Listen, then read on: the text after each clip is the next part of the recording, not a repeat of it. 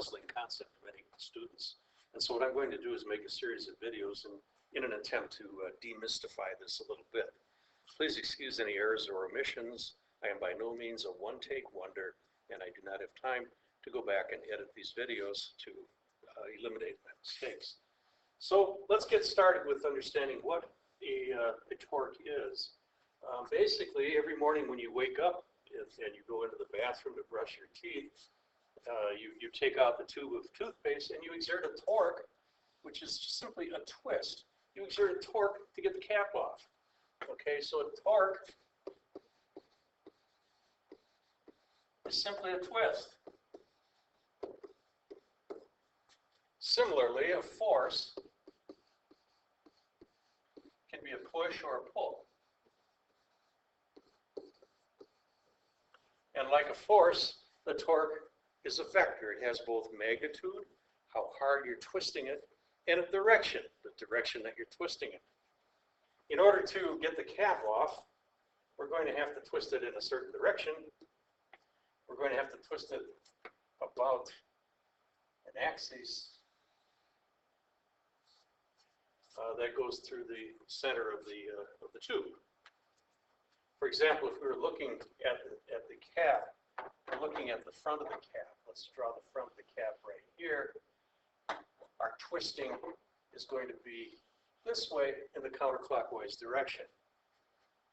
We define the counterclockwise direction to be the positive direction for torque. It's just like we define for a force, we define the Cartesian coordinate system, x, y, z. This is a convention.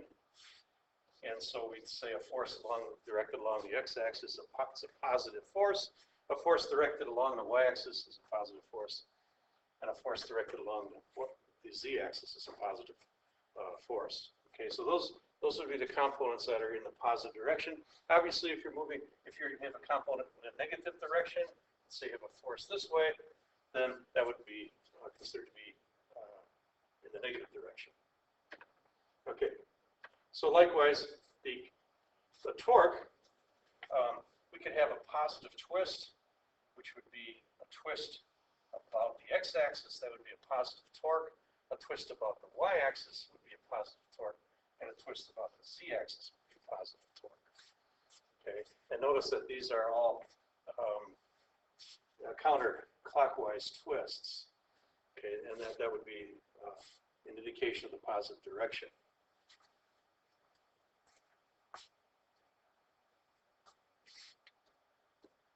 Even before you go into the bathroom, you exert a torque just to get the bathroom door open. You're pushing on the door, and the door rotates about the hinge, and so you're exerting a torque.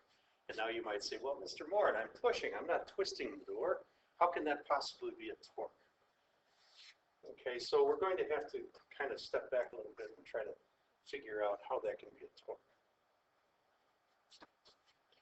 Okay, so to explain that, we'll talk about the idea of a wrench twisting a nut. If you were to grab the wrench at the handle and exert a force in this direction, that would act to twist the wrench or to twist the nut.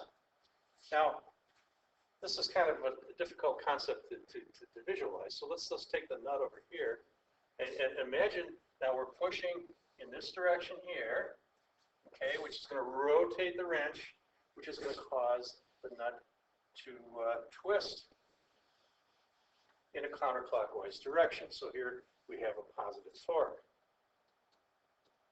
So how do we indicate, or how do we calculate what the magnitude of this torque is? Well,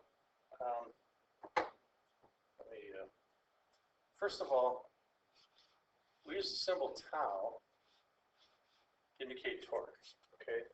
That's the Greek letter tau. And how would we calculate that? Well, so let's say we do know the force that we're pushing with on the wrench, okay? And we know the perpendicular distance, call that D, between the point where the nut will pivot, which we'll call point P, and the line of action of the force. Okay. Now the line of action of the force is simply this direction right here. This is the line of action. That's the direction the force is going. And in order to get perpendicular distance to that line of action, we have to have another line that's parallel to that line. And then we can measure the distance from the pivot point P to the line of action of the force. And once we do that, then we can calculate the torque, because the torque then would be equal to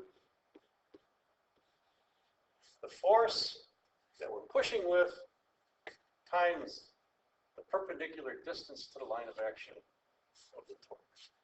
And that basically is the simplest definition I can think of for torque. It's going to get a lot more complicated. For example, what do we do when the force is at an angle, and it's not nice and perpendicular to the length of the wrench, and so on. And in order to understand these kind of concepts, we're going to have to talk about the difference between a particle model and a rigid body model, which we'll do in our very next session.